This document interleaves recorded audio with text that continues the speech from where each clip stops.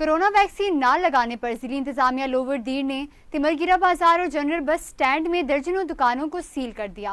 मुतादिद दुकानों को जुर्माने भी किए। दुकानें सील करने का मकसद ताजिर और अमले को वैक्सीन के बारे में आगाही फराहम करना थी। मजीद जानते हैं रहमतुल्लाह सवाती की रिपोर्ट में। कोरोना वैक्सीन न लगाने पर जिले इंतजामिया लोवर दीर ने तिमरगिरा बाजार और जनरल बस स्टैंड तिमरगिरा में दर्जनों ताजिरों की दुकानात को सील कर दिया।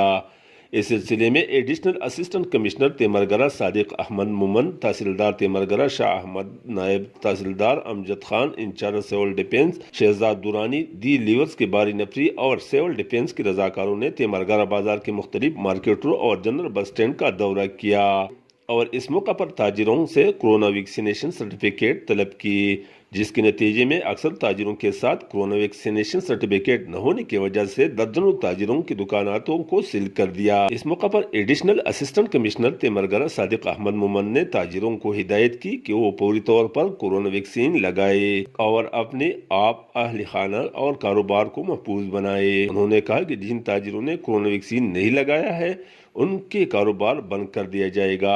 मौका पर सफाई का इंतजाम भी चेक किया गया और सफाई की नाक़िस सूरत-ए-हाल पर मुतअद्दिद दुकानदारों को वार्निंग दिया गया।